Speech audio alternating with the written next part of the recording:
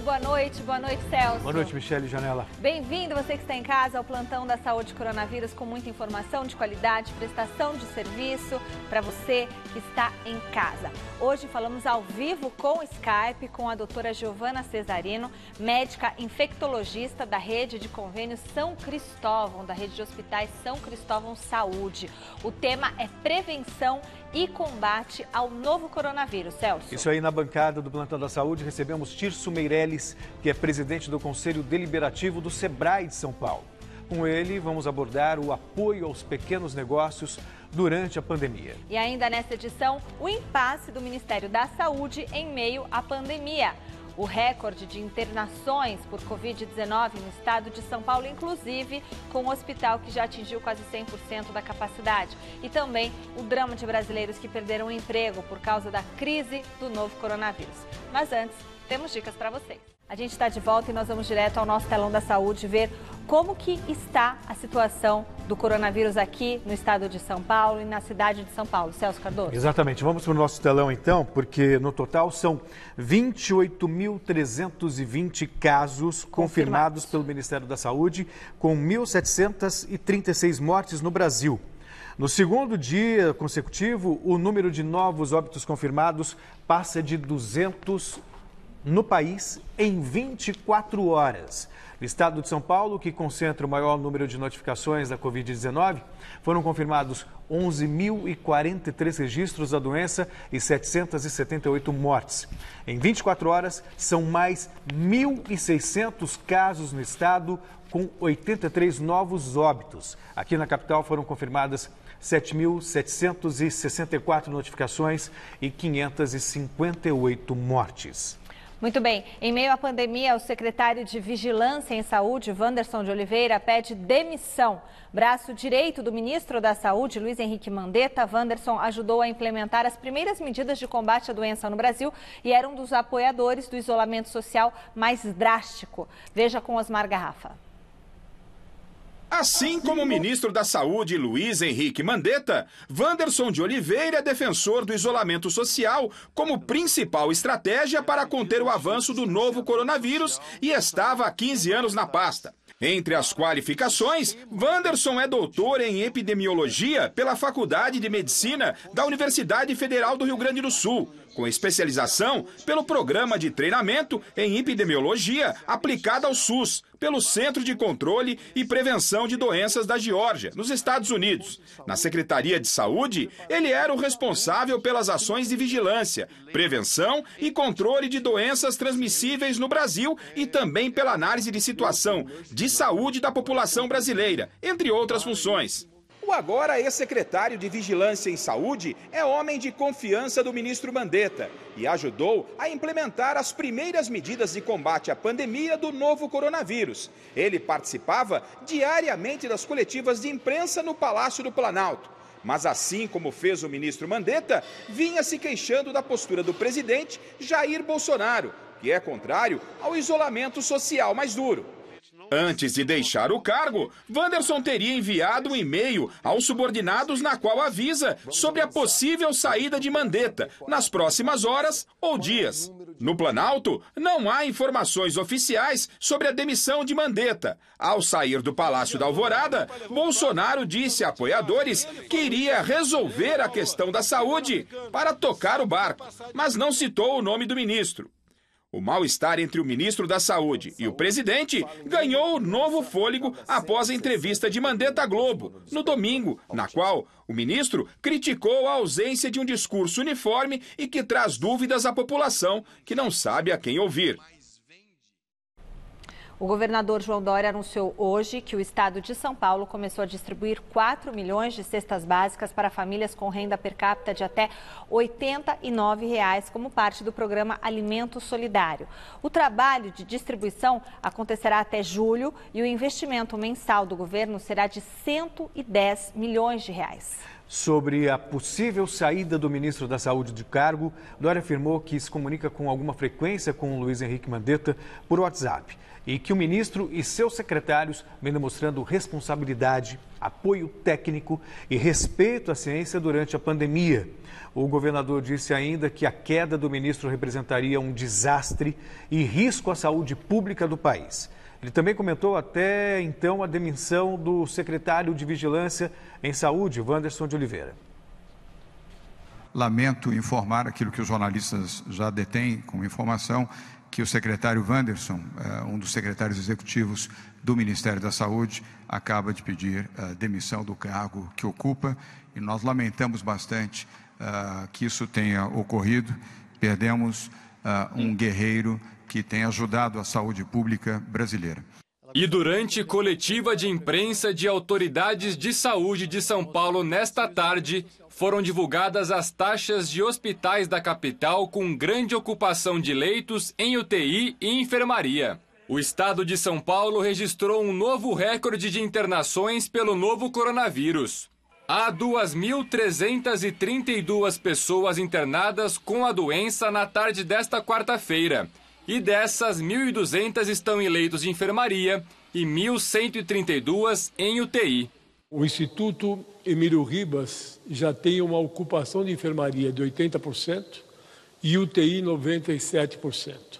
O Hospital das Clínicas, enfermaria uma ocupação de 73%, UTI 83%. Hospital Geral de Pedreira, 71% enfermaria, 87% UTI.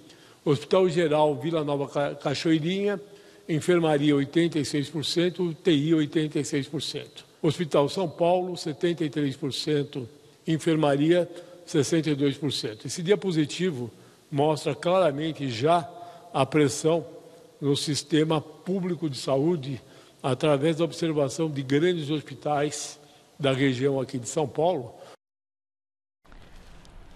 Bom, o ministro da Ciência e Tecnologia, Inovação e Comunicações, Marcos Pontes, disse hoje que o Brasil realiza testes com uma medicação secreta para combater a Covid-19. O nome do remédio não foi revelado para evitar uma corrida às farmácias. Mas, de acordo com o ministro, exames preliminares demonstraram eficácia de mais de 90%, sem efeitos colaterais graves. Ainda de acordo com o ministro, haverá agora testes clínicos em 500 pessoas com quadro de infecção confirmada. A administração do medicamento será diária durante 5 dias, não é, Celso? Isso. Com 14 dias de observação, e o protocolo de exames já está aprovado pelo Ministério da Saúde. Bom, a taxa de isolamento social em São Paulo não sobe pelo segundo dia consecutivo e segue em 50%, mas ainda está longe da meta considerada ideal pelo governo do estado, que é de 70%. O levantamento mais recente do Instituto de Pesquisas Tecnológicas, com base nos celulares ligados e uso de aplicativos, é de terça-feira. O isolamento é de 50%, mesmo nível registrado na segunda, dia 13 de abril. O governo diz que para achatar a curva da contaminação pela Covid-19, esse nível deveria chegar a 70% da população paulista, índice nunca atingido. No começo do mês, o índice de isolamento era de 54%. No dia 9, véspera de feriado, caiu para a menor taxa até agora, 47%. No domingo de Páscoa foi a maior, 59%, caindo 9 pontos percentuais no início dessa semana, ficando em 50% na segunda e na terça. O levantamento também mostra quais bairros são os mais movimentados de São Paulo, mesmo com o decreto da quarentena. Na Zona Leste, os maiores pontos de concentração de pessoas foram registrados em Itaquera, nas imediações da Avenida Jacú-Pêssego. Na Zona Oeste, a maior movimentação aconteceu no bairro do Butantã, no final da rodovia Raposo Tavares. Na Zona Sul, foi no Grajaú, na Avenida Senador Teotônio Vilela, perto do Terminal Varginha. Na Zona Norte, o destaque negativo foi para o movimento em Santana, nas proximidades da Avenida Santos Dumont. Junto com o centro, a Norte era a região de menor movimento, segundo o monitoramento do IPT. Familiares de pacientes que estão nos hospitais de campanha do Pacaembu e do Anhembi reclamam da falta de informações dos internados. Isso porque a promessa era de que fossem criadas salas de apoio nestes locais para servir de ponte entre médicos e famílias. Mas isso ainda não aconteceu. O repórter Osmar Garrafa está ao vivo no Pacaembu e tem mais informações. Boa noite, Garrafa. Boa noite, Michele. É exatamente isso, né? O hospital de campanha aqui do Pacaembu, com 200 leitos, ele já está quase com 50% da sua capacidade de ocupação. E claro que ontem surgiram muitas reclamações, como você disse, a respeito dos familiares conseguirem informação do estado dos pacientes do lado de dentro. A prefeitura informou hoje pela manhã que salas de acolhimento, não só aqui no Pacaembu, mas também no hospital de campanha do Anhembi, estariam à disposição desses familiares. Os familiares teriam acesso a uma área restrita no hospital de campanha, onde poderiam conversar com profissionais da área da saúde que trariam as informações dos pacientes. Nós chegamos aqui hoje por volta das 3 da tarde, nós conversamos inclusive com alguns familiares de pacientes que saíram daqui e a informação que eles receberam é a seguinte, de que vão para casa e fiquem aguardando uma ligação até as 17 horas do dia seguinte. Então, não há a sala ainda de acolhimento, pelo menos hoje isso não aconteceu. Conversamos com os funcionários, também a informação é essa de que não existe ainda esta ala de acolhimento para os familiares dos pacientes. Atualizando os números, Michele e Celso, dos 2 hospitais de campanha em funcionamento na cidade de São Paulo. Começando aqui pelo estádio do Pacaembu com 200 leitos. São 86 leitos ocupados. 80 desses leitos são leitos de enfermaria, por pacientes que estão sendo atendidos em enfermaria. 6 leitos em pacientes de semi-UTI. Tivemos 6 altas no dia de hoje e 10 novos pacientes estão programados para chegarem nesta quarta-feira aqui no Pacaembu. No hospital de campanha do Anhembi, hospital que no dia 1º de maio já deve, juntamente com o complexo do Ibirapuera, estar recebendo só o Anhembi 1.800 leitos à disposição. Neste momento, o Anhembi trabalha com 326 leitos numa primeira etapa. Desses 326, 50 leitos já estão ocupados, 48 com pacientes na ala de enfermaria, 2 na ala de semi-UTI. Tivemos uma alta hoje também lá no Anhembi, 4 novos pacientes chegando e uma transferência para um hospital da rede pública. Foi um quadro de agravamento e esse paciente foi transferido hoje do Anhembi para um hospital da rede pública. Michele e Celso. Muito obrigada, Osmar Garrafa, pelas informações. E começou a funcionar o primeiro hospital de campanha de Santo André, no ABC Paulista. A maioria dos leitos é destinada a casos confirmados do novo coronavírus de baixa e média complexidade, mas também há um espaço reservado para os mais graves. Veja com Marcelo Bazégio. O avanço do novo coronavírus não é uma exclusividade das capitais. Para dar conta do atendimento de pacientes encaminhados pela rede pública, nesta quarta-feira foi inaugurado o Hospital de Campanha no Complexo Esportivo Pedro Della Antônia, em Santo André, com 180 leitos para receber pacientes com a Covid-19. Além deste hospital de campanha, Santo André já tem outra estrutura no estádio Bruno José Daniel, que deve ficar pronta nos próximos dias. Já há obras também para uma terceira unidade no campus da Universidade Federal do ABC, que deve ser entregue no início de maio. Serão algo em torno de 400 leitos de baixa, média e alta complexidade, investimento inicial de 10 milhões, isso deve ser o custeio mensal também dessas estruturas, né? A gente vai chegar a quase 600 profissionais da saúde, todos com a proteção ideal, né? Vocês estão vendo aqui o pessoal equipado e também ampliação dos leitos de UTI com respiradores. Oxigênio, todos os leitos têm, né? O oxigênio está sendo distribuído em todos os leitos, mas os respiradores nesses leitos de UTI. 80% da capacidade dos hospitais de Santo André já está preenchida. Por isso, apenas pacientes vindos de UPAs e dos hospitais da cidade poderão fazer uso das instalações do complexo Pedro Della Antônia.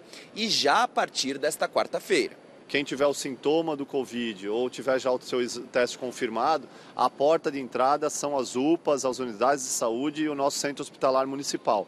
A partir daí, com o diagnóstico, né, e com a pressão que a gente já está vendo sobre os leitos da rede pública e da rede privada, hoje já temos 80% da taxa de ocupação, aí esses pacientes serão encaminhados para esses novos leitos que foram criados aqui. Segundo dados da Secretaria da Saúde de Santo André, até agora já foram registrados 160 casos e 5 óbitos confirmados decorrentes da Covid-19.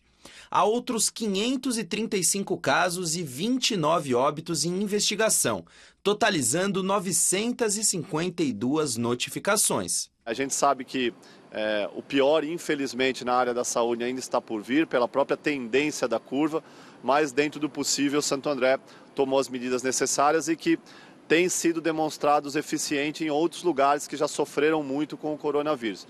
A gente espera passar por isso da melhor forma possível. E também no ABC Paulista, Mauá e São Caetano do Sul correm contra o tempo com a montagem de hospitais de campanha para dar conta do pico da Covid-19. Já a Prefeitura de São Bernardo acredita que poderá atender a demanda sem estruturas provisórias graças à inauguração do hospital de urgência, que deve ser entregue no final de abril. Bom, voltamos a falar sobre o impasse no Ministério da Saúde. Agora há pouco, em coletiva, o ministro da Saúde, Luiz Henrique Mandetta, disse que não aceita a demissão do secretário de Vigilância em Saúde, Wanderson de Oliveira. O repórter Luciano Penteado tem mais informações, as últimas informações, na verdade. Boa noite, Luciano. Boa noite, Celso, Michele, boa noite a todos. Pois é, acho que das últimas coletivas, o ministro da Saúde, a de hoje, talvez tenha sido a que gerou maior expectativa lá em Brasília. Isso porque mais cedo, como a gente já mostrou, esse secretário de Vigilância, o Wanderson de Oliveira, já tinha demonstrado o seu pedido de demissão. E aí, no início da coletiva de hoje, o ministro apareceu ao lado de Wanderson. Então, ficou no ar aquele clima, se o ministro também anunciaria a sua saída ou não. O que aconteceu de fato foi que ele iniciou logo no começo ali da coletiva que continuava no cargo, e ele se referiu à situação do Wanderson, que mais cedo tinha demonstrado aí, escrito uma carta e enviado num grupo de WhatsApp para os seus companheiros ali de ministério. Ele disse que estava saindo, mas aí o que o ministro fez logo de cara? Ele disse que não aceitava esse pedido do secretário de Vigilância e disse que os dois entraram juntos no ministério, estavam juntos e sairiam juntos. Ele definiu dessa maneira e aí ele prosseguiu, deu os números atualizados da Covid-19 em todo o Brasil, e ele foi também ali no meio da coletiva, ele também foi perguntado sobre a situação dele próprio, se ele ficava ou não no ministério, e ele também falou sobre isso, O Luiz Henrique Mandetta disse que, a exemplo do que ele já disse anteriormente, ele disse que ele só sairia do ministério em 3 situações. Primeiro, se o presidente Jair Bolsonaro o demitisse do cargo. Segundo, se ele, por algum motivo, ficasse doente, o que impediria que ele continuasse. E, em terceiro lugar, quando ele concluísse, de fato, o seu trabalho junto ao Ministério. Vamos agora ouvir outro trecho do que disse o Mandetta nesta coletiva que terminou agora há pouquinho. Estamos aqui, eu, Wanderson e Gabardo, entramos no Ministério juntos, estamos no Ministério juntos e sairemos do Ministério juntos. Hoje teve muito ruído por causa do Wanderson, por conta de toda essa ambiência. O Wanderson falou, já mandou lá para o setor dele, falando que ia sair, aquilo chegou lá para mim, eu já falei que não aceito, o Wanderson continua, está aqui, acabou esse assunto, nós vamos trabalhar juntos até o momento de sairmos juntos do Ministério da Saúde. Sabrina Pires, que está na Central de Inteligência do Governo, onde se analisam os dados de telefonia móvel, e ela tem mais informações sobre os dados que nós falamos aqui sobre o isolamento. Boa noite, Sabrina. Esses números mudaram?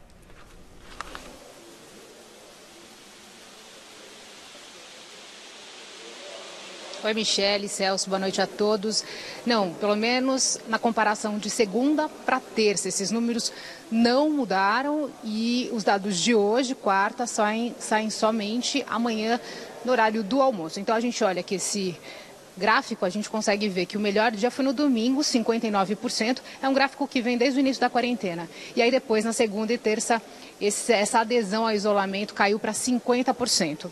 Aqui do lado a gente tem um outro gráfico bem interessante, só das pessoas que estão se movimentando na cidade de São Paulo.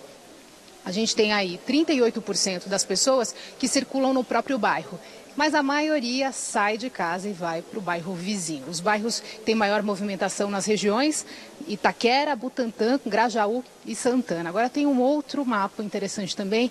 105 cidades estão sendo acompanhadas com todos esses dados de telefonia e aqui no estado de São Paulo. E aí, 3 delas, elas têm um movimento bastante grande. São as que menos estão aderindo ao isolamento. Então, a que menos está aderindo, Limeira e Catanduva, cada uma com 42% de adesão ao isolamento, e Ribeirão Preto com 43% de adesão. Capital, 50%. Voltamos com vocês no estúdio. Muito obrigada, Sabrina.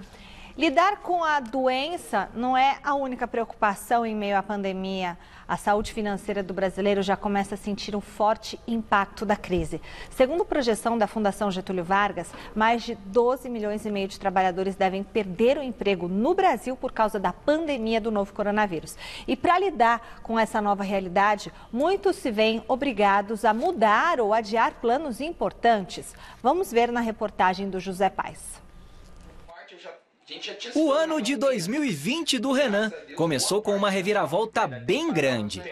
No mês de março eu fui meio que pego de surpresa, né? Na empresa que eu trabalhava, né? Por conta dessa pandemia e do coronavírus, né? Acabei sendo demitido junto com alguns outros colegas de firma, né? Junto com o desemprego, veio também o receio com o futuro pessoal.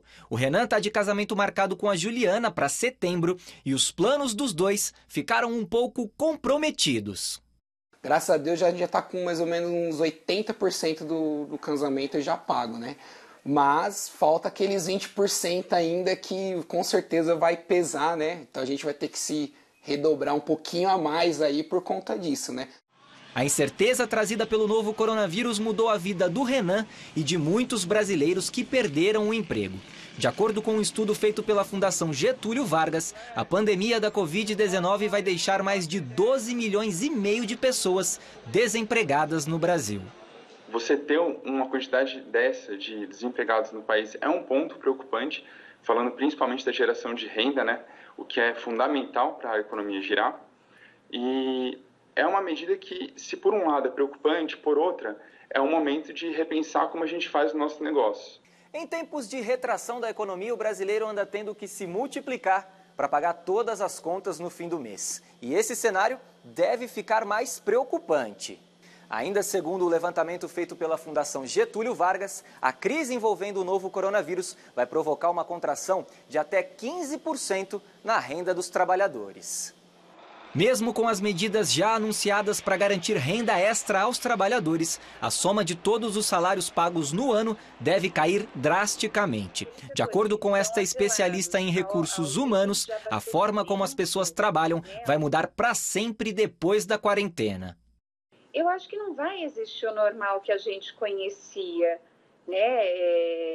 Eu acho que a gente vai sair desse momento com várias lições aprendidas, com formas diferentes e muitas vezes melhor de fazer aquelas coisas que a gente estava habituado a fazer. Ainda não há expectativa de quando a economia brasileira vai voltar ao que era antes da pandemia e nem se essa retomada vai trazer junto os empregos perdidos. Só o PIB do Brasil deve cair mais de 5% em 2020, segundo as primeiras projeções do Fundo Monetário Internacional, o que, segundo economistas, é o indicativo de que a retomada das atividades econômicas no país será lenta. Acho que um horizonte de 2 a 5 anos poderia ser um horizonte da gente falar assim, olha, a gente tem uma expectativa de crescimento para a gente restabelecer o patamar que a gente estava em 2019. Mas, apesar dos reflexos da crise, a Juliana pode ficar tranquila. Mesmo com todos esses problemas, o casamento vai sair, né, Renan? Não, vai sair, vai sair. Com coronavírus, sem coronavírus, vai sair. E nós recebemos aqui na bancada do Plantão da Saúde Tirso Meirelles, que é presidente do Conselho Deliberativo do Sebrae de São Paulo. E com ele a gente vai abordar o apoio aos pequenos negócios durante a pandemia. Nós vimos agora na matéria do José Paes que a baixa nos empregos é estimada em 12 milhões. Como fica a situação do pequeno empresário que muitas vezes investiu tudo que ele tinha nesse cenário de empreendedorismo e aí vem essa pandemia e provoca uma situação sem saída. Celso e Michele, um prazer estar aqui com vocês. Boa noite, uma boa noite aos telespectadores. Realmente é um momento difícil, um momento terrível, um momento de guerra, que nós estamos numa economia de guerra. Nós do Sebrae atendemos praticamente 3 milhões de micro e pequenas empresas no ano de 2019. Esse ano nós tínhamos uma projeção semelhante a essa. E nós temos uma divisão muito grande do microempreendedor, que é o MEI, o microempresário e o pequeno empresário. Nós estamos falando aí, na ordem do Estado de São Paulo, de 5 milhões de micro e pequenas empresas. Então, hoje, nós criamos uma plataforma interessante para poder atender esse público. Então, inicialmente, nós fizemos e trabalhamos todo mundo em home office. Nós temos hoje praticamente 1.500 colaboradores. Esses colaboradores estão atendendo no primeiro momento, onde nós disponibilizamos praticamente 120 cursos online gratuitamente para essas pessoas. Mas, ao mesmo tempo, nós fizemos uma pesquisa e nos alertou muito há praticamente 22 dias atrás, que agora nós estamos passando por essa fase, que é exatamente o que você pergunta, que é como nós vamos esticar a sobrevida dessa micro e pequena empresa. Pelas estatísticas do próprio Sebrae, existe uma estatística que nós já perdemos em torno de quase 9 milhões de emprego da micro e pequena empresa. E estamos aí com 600 mil empresas fechadas efetivamente. Isso só durante a pandemia. Só durante esse período de março para abril. Então, hoje, o que acontece? Nós estamos criando métodos para ajudar esse micro e pequeno empreendedor para que ele possa ter uma longevidade maior e passar esse período com mais tranquilidade. E como que nós temos de fazer isso? Nós temos de trabalhar e mostrar à sociedade, esse pequeno empresário, que ele não pode ter vergonha de chegar e falar assim: nós precisamos renegociar o aluguel. Por quê? Porque efetivamente diminuiu a renda dele. Conforme foi colocado pela Getúlio Vargas, diminuiu 15%, isso das pessoas que estão empregadas. Das outras que perderam, a informalidade que aumentou, cria-se um contexto social muito grave. E nesse processo, Michele e Celso, nós começamos a fazer esse trabalho, que são 4 pontos de sobrevivência. Você tem o aluguel, que ele precisa efetivamente criar as condições necessárias para a negociação.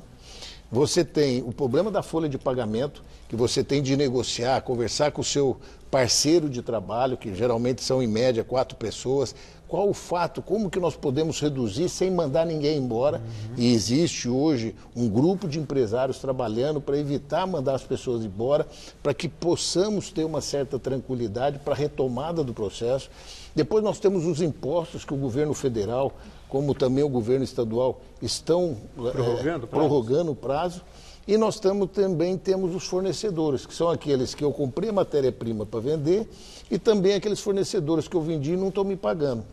Então eu preciso renegociar esse processo e quando nós colocamos isso numa planilha simples, nós conseguimos esticar mais 2, 3 meses para que ele possa ter sobrevida.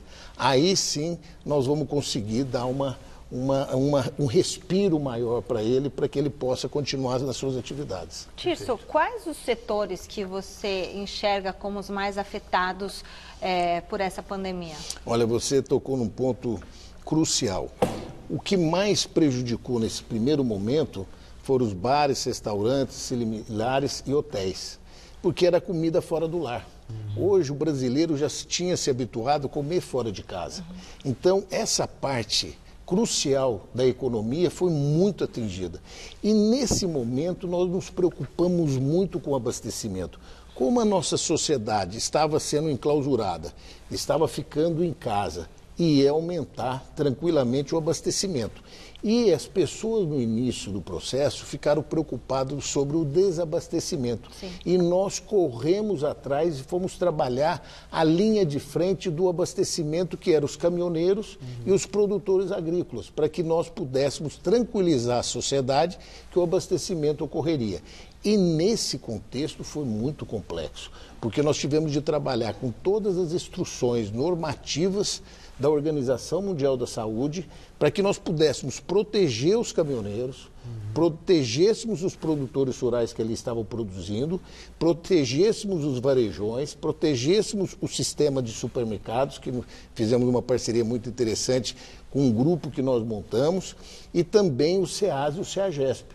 E nisso foi feito um trabalho magnífico, onde nós encaminhamos, inclusive, para o Ministério da Agricultura, para que ela pudesse, a ministra Tereza Cristina, nos ajudasse no processo das feiras. Hoje as feiras estão abertas, isso é realmente muito importante para a sociedade, com todas as precauções necessárias, como também o Ministério da Infraestrutura, para que nós pudéssemos abrir os restaurantes dos postos para que os caminhoneiros pudessem se alimentar. Com isso, nós resolvemos dois grandes problemas: o abastecimento e a tranquilidade da sociedade e também o abastecimento nos portos do país para as exportações dos nossos produtos agrícolas, que essa vai ser a grande força econômica para a retomada brasileira, que é a balança comercial do agronegócio, que agora, no primeiro trimestre, que é um trimestre fraco, nós conseguimos exportar 23,5 bilhões de dólares do agronegócio brasileiro. E nesse ponto surgiu o grande problema dos hortifrutigranjeiros e das flores. As flores são o alimento da alma, né? São coisas magníficas. Infelizmente, nós estamos perdendo todo um conceito do processo das flores, como os hortifrutigranjeiros. Fizemos um trabalho interessante com a ministra Tereza Cristina novamente, e fizemos para que nós, em vez de darmos recursos na merenda escolar para os alunos, nós entregássemos os produtos agrícolas, que vai ter um valor agregado muito maior, e a cadeia produtiva do agronegócio estaria consolidado com emprego e renda para aquela comunidade da agricultura familiar. Perfeito. Então isso ajudou bastante. O senhor falou do impacto na alimentação fora do lar, mas a gente já sabe também que tem um impacto muito grande na construção civil, moda, varejo. Que tipo de ajuda o SEBRAE pode oferecer para esses empresários? E também, ainda em cima disso, a dificuldade hoje de conseguir crédito no banco para fazer a coisa girar. Celso, você tocou num ponto muito importante. Inclusive, tive uma reunião ontem com o Isaac, que é o presidente da FEBRABAN, e conversamos muito sobre esses pontos. O governo foi muito atento ao aspecto de ajudar o crédito para as pessoas da micro e pequena empresa, inclusive das pessoas da informalidade. E a nossa preocupação toda nesse contexto foi o aspecto de realmente esse recurso chegar na ponta. Porque não adianta depois que a pessoa quebrou, juros baixos. Sem dúvida. E aí o que acontece? Ocorreu uma burocracia, porque para você liberar os recursos, para que o banco possa deliberar, o Banco Central precisa liberar os recursos para o BNDES e o BNDES liberar para os bancos. E você tinha um percentual em torno, parece que são 15%, que os bancos entrariam com a sua participação. Essa participação dele, eles começaram a liberar. Então, hoje nós temos a liberação dos R$600 para as economias informais. Isso está começando a chegar, estamos com o problema do CPF das pessoas que estão sendo resolvidas. E temos os recursos das empresas de 360 mil a 10 milhões, que são as pequenas empresas, para que você possa fazer o empréstimo da folha de pagamento, ajudar no contexto como um todo. Ficou faltando a micro e pequena empresa, até 360 mil. Aí nós tivemos duas vertentes. Ontem nós conversamos, o Congresso ontem, pela Câmara dos Deputados, votaram a medida provisória 905, que é a liberação do microcrédito, para que a gente possa ajudar aqueles que têm um faturamento até 360 mil, que são 2,2 milhões aqui no estado de São Paulo. E agora precisa passar no Senado, que deve passar, e nós vamos conseguir configurar esse processo. Que não demore muito, né? Sem dúvida nenhuma. E paralelamente a isso, Celso, nós fizemos um trabalho com o governo do estado, junto ao Banco Desenvolve São Paulo e o Banco do Povo, onde hoje você tem uma rede do Banco do Povo no interior do estado inteiro, onde você consegue retirar até R$50 mil com taxa de 0,35%, para que você possa fazer um capital de giro, ajudar no processo como um todo, e o SEBRAE faz a orientação desse crédito para que possa deliberar mais rapidamente. Então fizemos essa parceria com o governo do estado, João Dória, nesse processo como um todo. Então eu acredito que hoje o maior desafio que nós temos hoje é acompanhar esse crédito para chegar na ponta das pessoas que necessitam conforme você muito bem colocou, sem aumento da taxa de juros e sem a prerrogativa de pedir muitas garantias. Porque isso acaba amarrando, porque hoje não tem como. As pessoas necessitam, sem dúvida nenhuma, teve um problema de uma certificação, ela não tem condições de tirar um crédito, mas tem de deliberar esse processo para que ele possa retirar o crédito tranquilamente. Quem está em casa quer fazer perguntas aqui para o Tirso Meirelles, presidente do Conselho Deliberativo do Sebrae, pode mandar um WhatsApp para a gente no número 11 99479 1633, 99479 1633. É a máxima a movimentar o corpo, né, para manter a mente sã, ganha novo sentido em tempos de quarentena. Justamente agora, quando as pessoas sentem mais necessidade e têm até mais tempo para os exercícios, as academias e os parques de todo o país estão fechados para que se cumpra a orientação de isolamento social. E um estudo recente questiona a atividade física mesmo ao ar livre, longe de aglomeração. O repórter Jonas Campos ouviu especialistas e praticantes sobre o tema. E olha, teve até quem foi além e conseguiu correr uma maratona sem sair de casa. Veja na matéria. Em meio à corrida contra o novo coronavírus, eles também correm, pedalam e caminham para exercitar corpo e mente. Se você não tiver com a saúde boa, você vai pegar qualquer vírus, qualquer resfriado. E assim, seguindo o exemplo dos países mais desenvolvidos, na Europa, está autorizado a corrida, a caminhada, o exercício, desde que seja sozinho, ou no máximo com mais uma pessoa. Então, do meu ponto de vista, eu preciso manter minha mente forte para continuar com uma imunidade boa. E dá medo, né? Mas o horário que eu saí é um horário meio que tá crítico, entendeu? E a gente gosta de esporte, né? Tá meio difícil, eu esqueci a máscara hoje, mas a próxima eu vou colocar, né? Que é importante. Com o fechamento de parques e academias, muita gente vê a atividade física na rua como uma boa alternativa durante a quarentena. Mas esse hábito é cada vez mais questionado em tempos de isolamento social. Essa animação retrata um estudo realizado por pesquisadores da Bélgica e da Holanda. Segundo os cientistas, as gotículas de saliva emitidas pelas pessoas durante os exercícios físicos ficam no ar logo atrás delas enquanto se movimentam, e isso exige um afastamento maior entre os praticantes. Na corrida, a distância mínima de segurança, apontada pela pesquisa, é de 10 metros, caso os corredores estejam enfileirados, por exemplo. O infectologista João Prats, no entanto, critica o estudo, que ainda não foi oficialmente publicado. Isso não necessariamente é verdade, não considera um monte de coisas esse estudo, não considera vento, não considera uma série de coisas. Essas partículas que chegam lá, como eu falei, são infectantes. Então, a ideia é só lembrar que tem que manter uma distância razoável entre as pessoas, né? Acho que talvez a única coisa que a gente possa tirar desses estudos é assim, mantenha uma distância. O que não pode é fazer a maratona e sair todo mundo junto correndo, né? A gente tem que tentar ser o mais restrito possível a atividades de preferência individuais ou, no máximo, com uma pessoa que é muito próxima, por exemplo, que mora na mesma casa que você. E se a recomendação é se exercitar e ficar em casa, o Toninho, de 58 anos, morador de Santo André, é um ótimo exemplo. Nesse período de isolamento, eu só tenho treinado aqui dentro de casa. Em um momento eu saí para treinar na rua.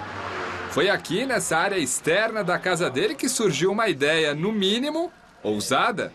Tantas pessoas aí eu vejo pela rede social, o pessoal reclamando que não consegue treinar e que tá preso em casa e até quando vai isso.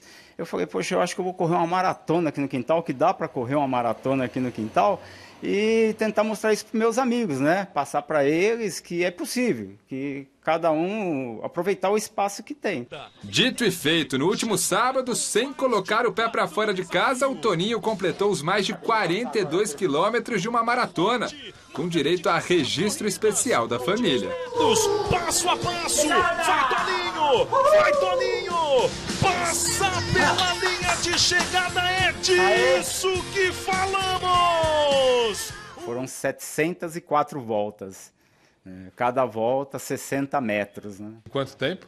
Em 3 horas e 47 minutos e 20 segundos. Você é demais, Toninho! O impossível quando te vê, corre de medo de você! Tem que aplaudir, Toninho!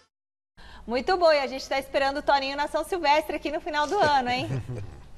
E daqui a pouquinho a gente continua com a entrevista com o senhor Tício Meirelles, que é presidente do Conselho Deliberativo do SEBRAE.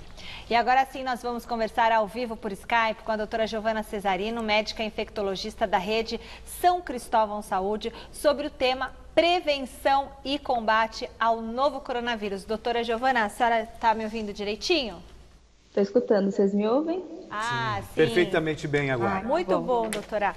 Doutora, a gente estava perguntando, né, para a senhora o que está acontecendo que em São Paulo 50% dos pacientes graves têm menos de 60 anos. Como que a gente pode explicar isso? Todos eles têm comorbidades ou o que está acontecendo com esse vírus?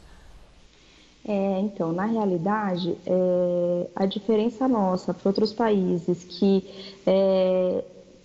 estavam mostrando para a gente que a maior letalidade estava acontecendo com os pacientes mais idosos, é que a gente tem visto que os pacientes abaixo de 60 anos são os mais infectados, tá? Não significa que são os que vão ficar pior ou que vão evoluir pior, tá? Pelo contrário. Então, o que acontece? Quando a gente tem uma população muito grande de pessoas mais jovens, tá? Infectadas, proporcionalmente a gente vai ter um maior número de pessoas mais jovens com letalidade, mesmo que esse número seja menor do que se fossem idosos com comorbidades. Não sei se ficou claro. Sim, ficou sim. Doutora, a gente sabe que é alentador ter boas notícias a respeito de estudos sobre o tratamento da Covid-19. Ouvimos falar tanto da cloroquina e vimos agora recentemente também uma matéria falando do ministro Marcos Pontes, que anunciou um novo tratamento com uma substância secreta. Eu queria saber de você o seguinte: uma coisa é você testar in vitro a célula e pode ter resultados positivos, e outra coisa é testar em humanos, o que nem garante os mesmos resultados. Não é isso, doutora? Perfeito.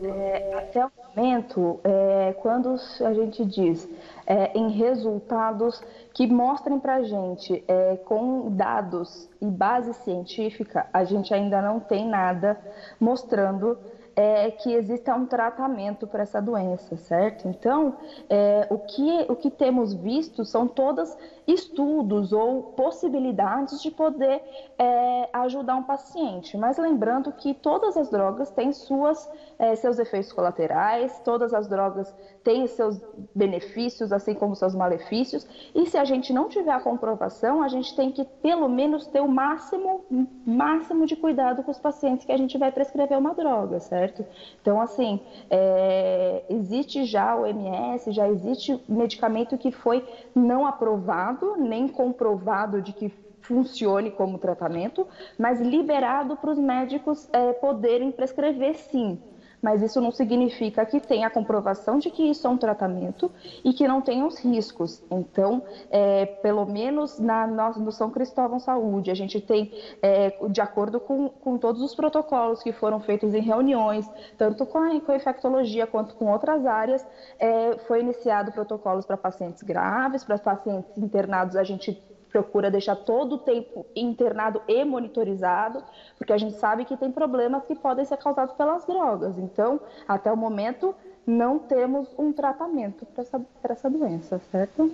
Ou seja, se não há vacina, se não há um tratamento que seja garantido, o melhor tratamento mesmo é ficar em casa, é se isolar na medida do possível. Perfeito, é isso. A melhor coisa que a gente pode fazer no momento é se isolar e tomar as precauções de lavagem de mãos, de tentar se distanciar das pessoas que a gente mora junto, mesmo que a gente more junto, tentar não ficar pegando em colo, não se abraçar. Esse tipo de cuidado é essencial. Tá? Não existe segredo. Então, assim, passou mal. O segredo é ir para o pronto-socorro se você realmente tiver sinais de gravidade. Caso contrário, a sua casa é o melhor lugar que você pode ficar. Doutora, qual a situação da rede São Cristóvão Saúde? Você tem os números da rede São Cristóvão? Tem. A gente tem 87 casos positivos. O que significa 87 casos positivos? Não significa que eles estejam internados, tá? Então, como a gente sabe, o coronavírus, ele é é uma doença agravante para determinados grupos que ficam graves, certo? Quem não fica grave e vai para casa, tendo resultado positivo, não são pessoas que estão com risco de vida, certo? Então, risco de morte, no caso. Então, esses números de 87 pacientes positivos, a gente só tem, no momento, em média, são pacientes em UTI, a gente tem 4, tá? E no andar, na enfermaria, a gente tem 10 pacientes, tá? O restante está em casa, isolada, cumprindo a sua quarentena como as outras pessoas, tomando seus cuidados, estando em um ambiente isolado como deveria, certo? Tá certo. Perfeito. Nós já temos, né, informações de hospital em São Paulo com 100% da UTI ocupada. A curva, no seu entender, a gente está dentro da expectativa ou realmente essa curva ela pode levar mais um tempo para a gente chegar nela, doutora? Então, a curva, nossa, ela está diretamente ligada ao isolamento.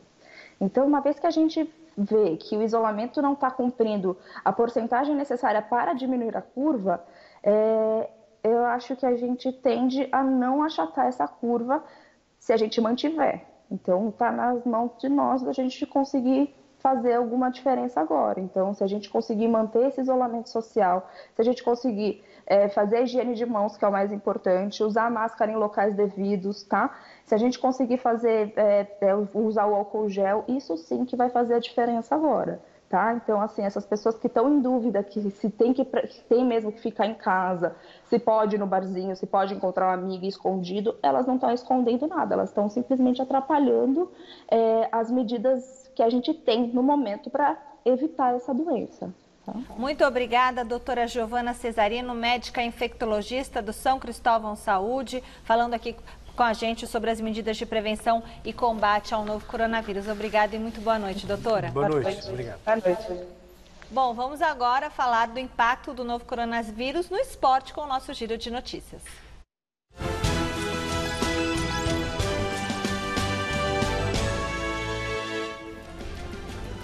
Eventos adiados, brasileiros no exterior que não conseguem voltar ao Brasil e muitas ações solidárias. Essa tem sido a rotina do noticiário esportivo em meio à pandemia do novo coronavírus. O ex-técnico do Corinthians, Fábio Carille, atualmente no Al Ittihad da Arábia Saudita, não está conseguindo voltar ao Brasil.